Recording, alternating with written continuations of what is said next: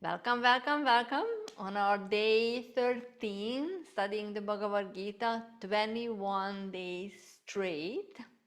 So exciting. And today is the day when we gonna move on to studying the different sub-yogas, I call them, starting with Karma Yoga. But before we go there, just do a really quick recap on what have we been doing. So we've been doing a deep dive into the meaning of yoga according to the Bhagavad Gita and Patanjali. We especially focused on the shloka from the Bhagavad Gita where Krishna is stating that yoga is breaking the bond with suffering. And from that and all the other explorations, it seems to me that we can safely summarize our findings as it says in here that yoga is a practice where radical transformation is happening within us, resulting in being able to connect with a subtle reality. And the tool that we are using is awareness. Now we can understand the 4 different yogas that Krishna is teaching to Arjuna in the Bhagavad Gita in a little better because we are familiar what yoga really means. But before that, here is a slide about the awareness. This was the first main yoga that we spent a lot of time on. And hopefully we already very familiar with the Buddhi yoga, the yoga of awareness. We described it as an integration of the various aspects of ourselves as well as integrating with something above us. And again, awareness being the tool that we use to assess our situation and see what we have and what we lack. And after becoming aware of our situation, like impartially, we move towards integrating within and connecting with something subtler within as well as above us. So this is the main yoga that is suggested to be practiced by Krishna. And we also learned about yajna yoga, which is sacred action, the yoga of sacred action.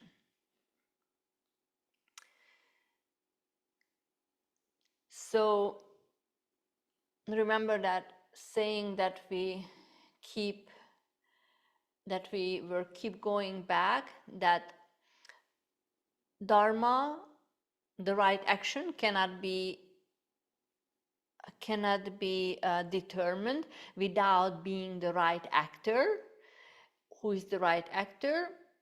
A person who is practicing yoga. That's how we become the right actors.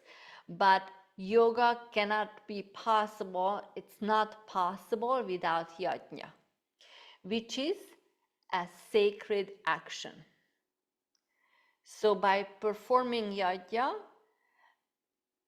we connecting with the subtler reality. The devas are being nourished by connecting with them, and in exchange, the devas nourish us. I understand it as it is a special intention, if you wish to call it that way, doing our practice intentionally for serving something higher. Intentionally offering ourselves, our whole entire organism, to serve something higher. And by doing this, that higher reality, the devas, the angels, are nurtured by us, and we are nurtured by the devas. So it's a mutual nourishment. They are very happy to get hold of this instrument that was created for this reason, to serve something higher. If you remember Madame de Salzman saying, my favorite quote also, there is an energy which is trying to evolve. That is why it comes into a body. If a person works and helps the evolution of this energy, at death, this energy goes to a higher level. If one does not work, the energy returns to its own level, but the human life is wasted. I find that very sad indeed.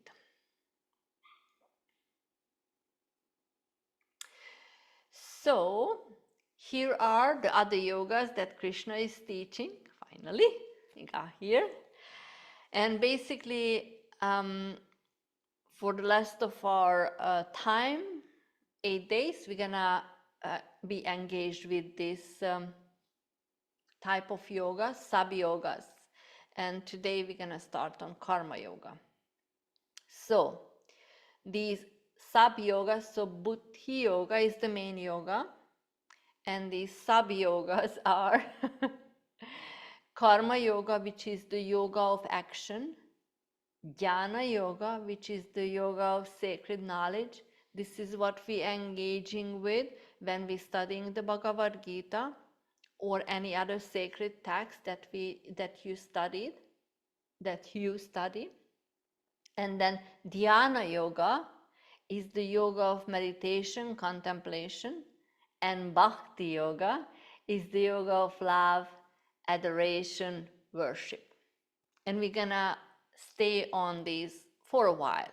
Today is all karma yoga, so we will have time to understand them a little better, hopefully.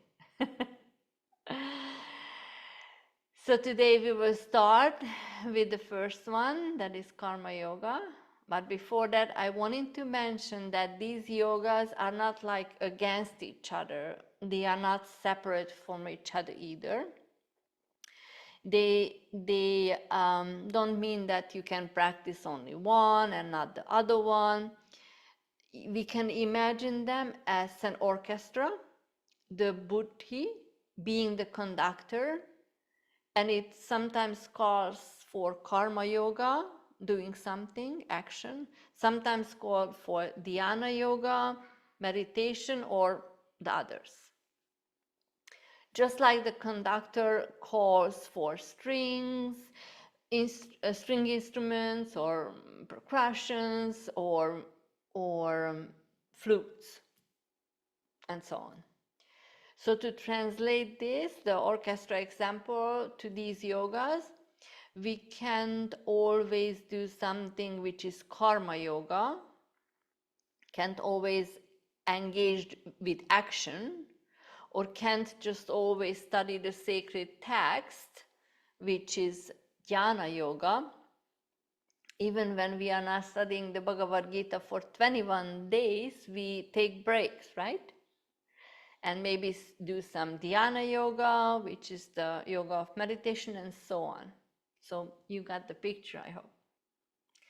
So now let's just focus on karma yoga. So karma, probably all of you know, that means action in a noun and in a verb form, to act and also to react. So this karma yoga focuses on a certain action. We can perhaps call it sacred action, but it's going to be much more than that. It's a special kind of action, and to understand this kind of karma, the way how Krishna is sharing about it is not so straightforward. So we have some help from the Bhagavad Gita. In here it says, don't get discouraged, please. It just turns us upside down, so it shakes us up. He shakes us up so we have the opportunity to open ourselves something bigger, in a bigger picture. Look at things from a different perspective, different levels. So it says, even sages are bewildered about what is action and what is non-action. Therefore, I will tell you of that action of knowing which you will be released from all evil. One has to understand action as well as wrong action and non-action. The way of action is profound. One who can see non-action in action and action in non-action accomplishes all work in yoga and is wise among humans. I hope you've been shaken enough. So you're just like, what? this is the same when Krishna is starting to teach Arjuna in the middle of the battle, when we have all our attention that, oh my gosh, they are in the middle of the battle, and they go in the middle of the battlefield, and then, wow, they just sit down and learn. I hope this brought your attention right here. So what is an action?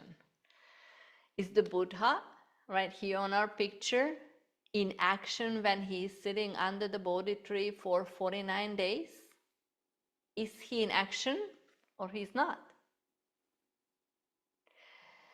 So what is action and non-action is not so straightforward.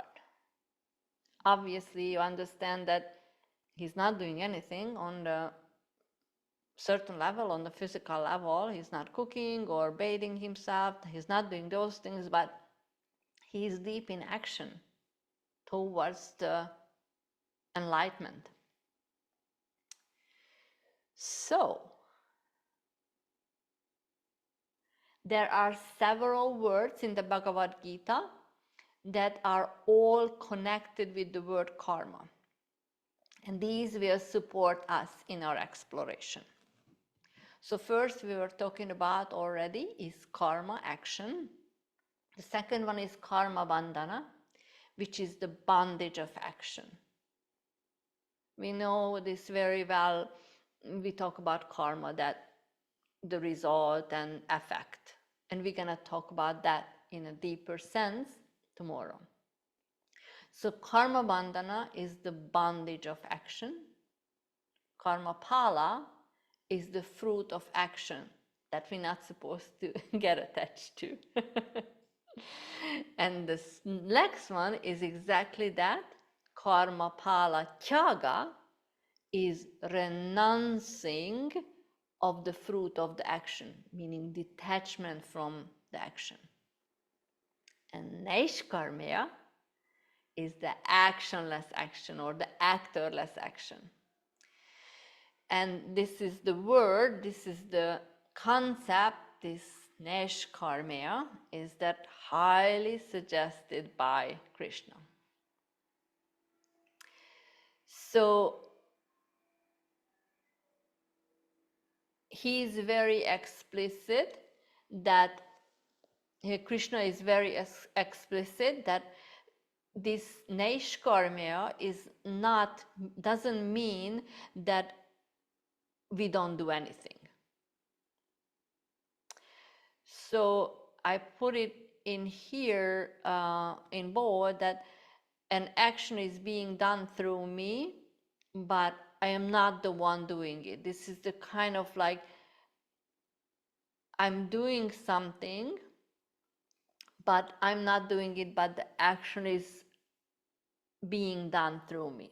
So this is the direction that we are moving towards.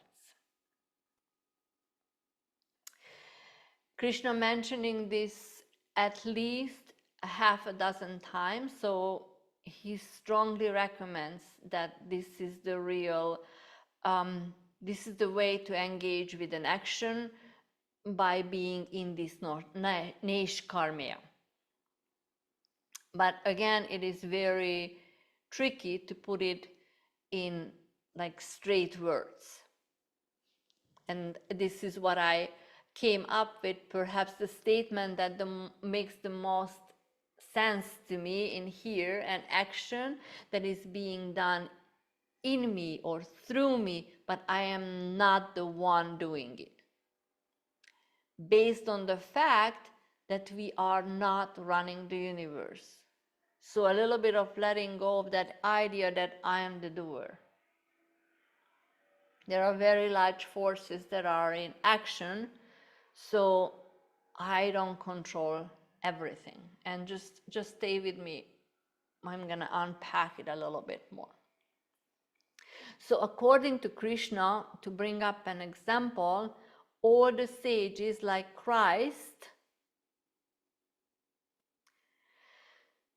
in this state, this Naiskarmaya, this is actionless action or actorless action state, which is not inaction.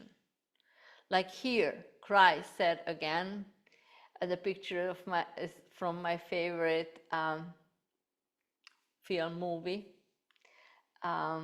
musical, yeah, music, I think that's the right word. Anyway, Jesus Christ Superstar. He says, Jesus Christ says, but it's in here in the Jesus Christ Superstar too, I am not the author of the words I say, I do nothing at all, I simply say what my Father in heaven tells me to say. Now this is an action being done through him. He is renouncing the action. He's so connected that he knows that he's not doing it, but is being done through him. He's being like a true instrument. He's out of the picture. He's totally offered his body for the action to being done through him. Of course, he's still doing it, but it's being done through him. So here's another one. It says, no one obtains the state of freedom from action by simply abstaining from action, nor does one approach fulfillment by renunciation alone. No one ever exists, ever for a moment without some activity. Everyone is forced to engage in action, however unwillingly, by the forces of nature.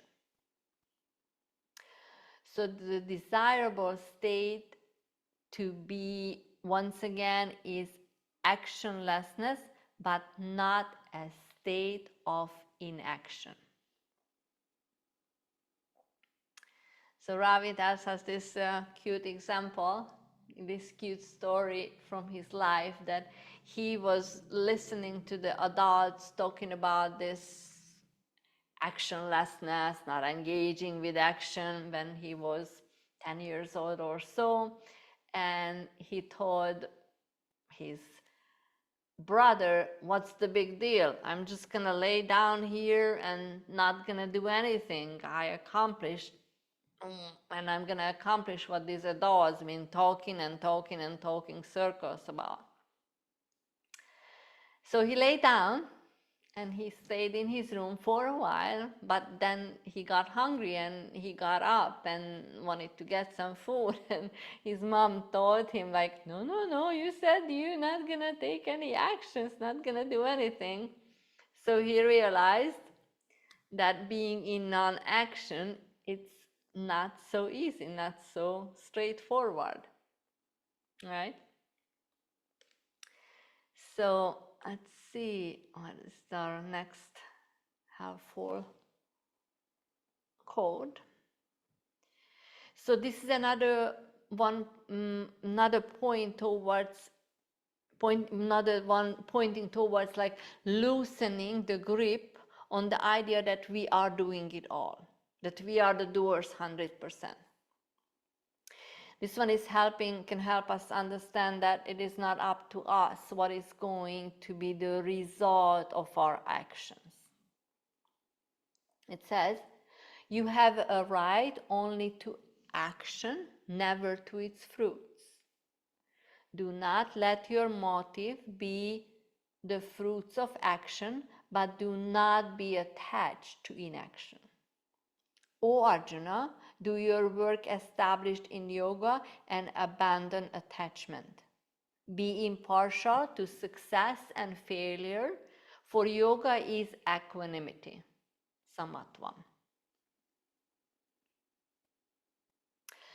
So I do what I need to do, or what I understand is the right thing to do, whether it succeeds or fails. So I can remain in the state of equanimity.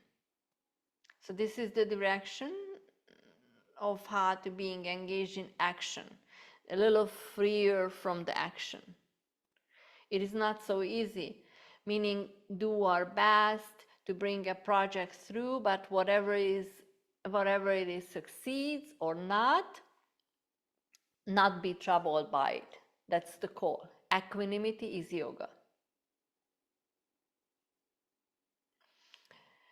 So once again, Naiskarmaya, actionlessness, is not inaction, but realizing that I am not running the universe, but I have a part to play. So like here, I have to do what I think it's the right thing to do,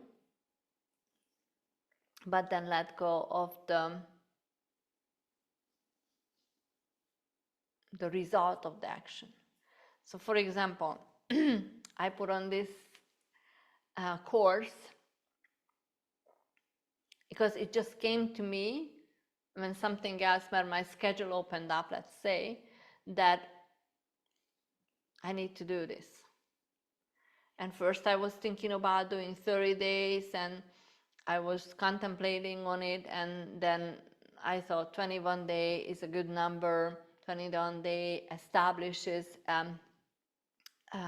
pattern, establishes a rhythm in our life. We change within 21 days. And the 21st day is going to be the National Day of Yoga, so it's like, it's just felt right. Then I started to put the project together, and I thought, okay, I'm gonna take the videos down after 48 hours, so after that I can offer it for purchase. But then it came back to me from several friends that they weren't able to watch the videos within 48 hours, so I left them up. So see, and I have no idea what is gonna be the next step, or how is this gonna succeed? Like, how am I gonna make money, if I will in any way? Just start doing the thing, and I'm not attached so much to the result. And I have to tell you, I wasn't like this a few years back. I would have been so much more grasping and reaching out to people and forcing things. So it's just these teachings, they just work on you when you start engaging with them. So I have just a few more. So again, the call is doing our work skillfully. As Krishna said before, skillfulness in action is yoga. And at the same time, giving up ourselves a bit. We think we do it all, but we really don't. So let us keep this in mind as much as possible. And to summarize, there are very large forces in the universe that are in action, and the result that we would like to have is influenced by these very large forces. We can control only so much, or more like so little, so little part of our life. The rest is not up to us. So this idea is emphasized in all spiritual teachings. Without God, without the higher forces, it cannot be done, but without us humans, it will not be done. So hence we still have to do our part, but to do it without as much attachment as much as possible.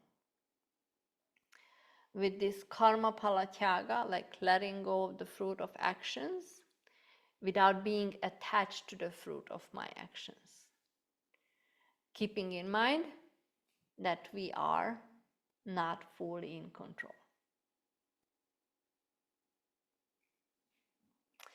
So once again, it doesn't mean not to do the planning and the whole work that is needed, but not to get attached to the result.